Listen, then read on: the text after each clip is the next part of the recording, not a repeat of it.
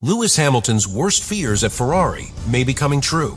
Brazil exposed everything: a damaged car, a penalty, and yet another retirement. But what if this wasn't just another bad race? Hamilton's incident with Colapinto wasn't the whole story. What really broke down in Brazil wasn't just the front wing, it was Ferrari's entire race concept. The car, the balance, the setup, it's all pushing the seven-time champion to his limit. Ferrari's double DNF in Sao Paulo has dropped them far behind Mercedes and Red Bull in the constructors' fight. What began as a tight battle for second place has become a strategic crisis, with millions in prize money and Hamilton's faith in the team now hanging by a thread.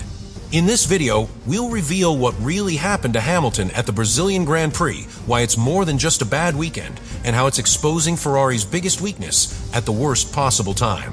He stepped into Ferrari to make history. But after Brazil, Lewis Hamilton may be questioning everything. The seven-time world champion didn't just retire from another race, he walked away from a Grand Prix that perfectly exposed Ferrari's biggest flaw. Not in horsepower, not in budget, but in philosophy. At Interlagos, Hamilton didn't lose because he made a mistake. He lost because the team that promised him everything gave him nothing when it mattered most. And that is the crisis. From the opening lap, the signs were there. The car never settled. The balance never came. While others adapted to the chaos of Interlagos, Hamilton was fighting the car more than the competition. The SF-25 felt fragile, skittish under pressure, slow to respond in traffic. And when the incident with Colapinto broke the front wing, the car completely collapsed. Aero, tires, suspension, everything fell out of sync. This wasn't a driver error. This was a structural failure disguised as a racing accident. But the real damage came after. The FIA handed Hamilton a 5-second penalty that stunned even the most neutral observers.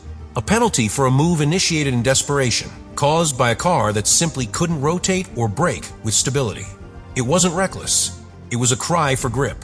And then came the message. Box, retire the car. No chance to recover. No second stint. Just silence. For a man who built his legacy on comebacks, this one was impossible. The tools weren't there. Meanwhile, Ferrari's garage watched in silence. Leclerc also out. Another double DNF. Another lost Sunday. But this one cut deeper. Because Hamilton wasn't just angry, he was disillusioned. This wasn't the warrior who vents on the radio or blames the team. This was a man who knows how to read the writing on the wall. And what it said in bold was this: Ferrari is not ready to support a champion. Not yet. Not now. And that's where the deeper crisis begins. This race wasn't just another painful chapter. It was a window into the future. A future where Hamilton, still sharp, still fit, still fast, could end his career not fighting for titles, but fighting his own car. That's not just unacceptable. That's heartbreaking. The fear isn't that Hamilton is past his prime. The fear is that Ferrari is wasting it. 3 races remain. The Constructors' Championship is slipping away.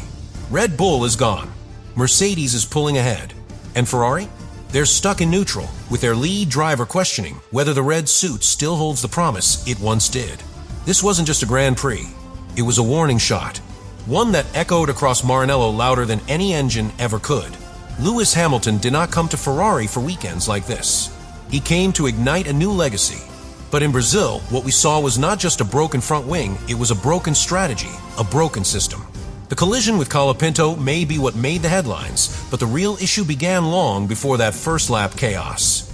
The SF-25 has been an unstable machine for months. The team knows it. Hamilton feels it. Yet, race after race, they arrive with a setup that collapses under pressure. The data says it all: poor mid-corner stability, rear-end unpredictability in dirty air, and a chassis that refuses to respond to aggressive inputs, all things Hamilton thrives on. Ferrari promised to tailor the car to his driving style. What he's received instead is a compromise that fits neither him nor Leclerc. In Brazil, the team gambled with setup changes that were too aggressive for the track evolution. The result? A car that bounced, locked up, and slid with every braking zone. This isn't just a handling issue. It's a culture problem. Ferrari has once again prioritized theory over driver feedback. Their simulations said one thing. Hamilton's feelings said another. And when it mattered most, when grip vanished and the front end washed out, they had no answers. For a 7-time champion, that kind of technical disconnect isn't just frustrating. It's unacceptable. The penalty only added insult to injury. 5 seconds for a racing incident caused by instability, not aggression.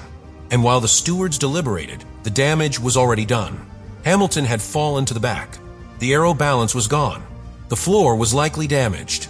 And with the team already on the ropes in the constructors' battle, every single point mattered. Yet there he was, forced to park it again. The heart of Ferrari's problem is not effort, it's direction. The SF25 is not a slow car by definition, is a limited car by design.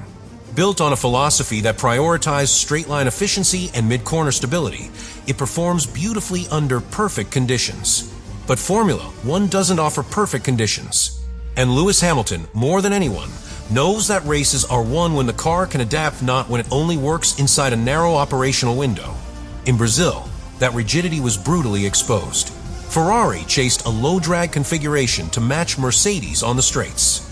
But in doing so, they compromised Hamilton's greatest weapon, his ability to rotate the car under braking and attack apexes with confidence. Every time he pushed into turn 1 or the infield section, the car snapped. On a circuit as dynamic and uneven as Interlagos, you cannot afford that instability. Especially not with a 7-time world champion trying to drag performance out of every corner.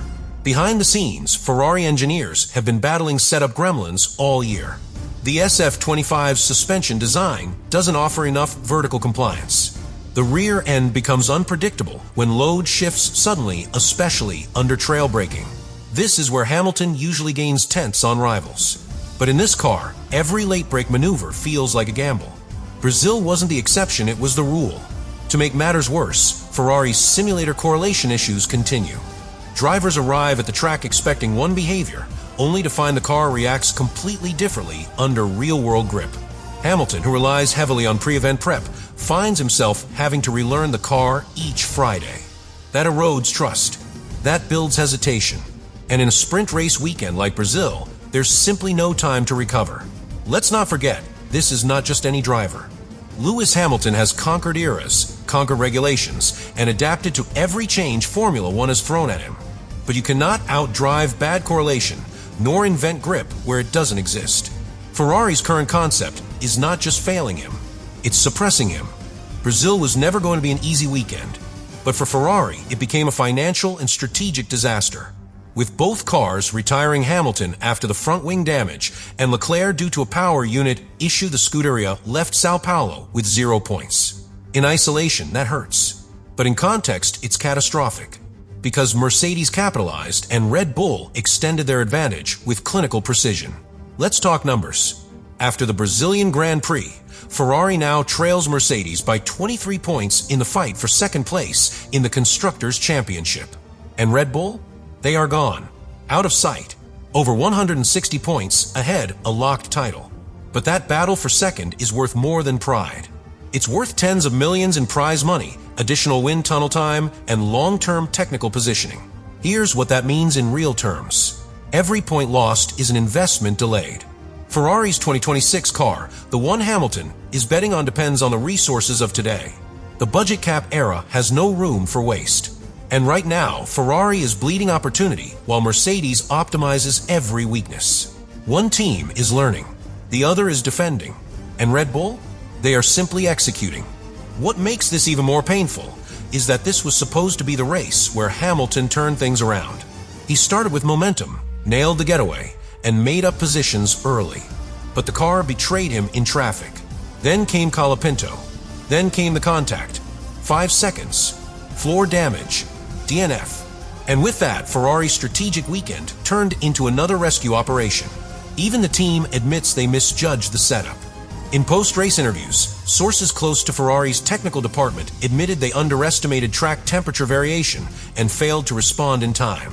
That's not just an oversight, that's a systems failure. One that cost them dearly. And what about Hamilton? His frustration isn't with the penalty, it's with the pattern. Fast on Friday, struggling on Sunday. His talent is being neutralized by instability, indecision, and inefficiency. And now Ferrari must recover. Not just to close the points gap, but to stop their star driver from losing faith entirely.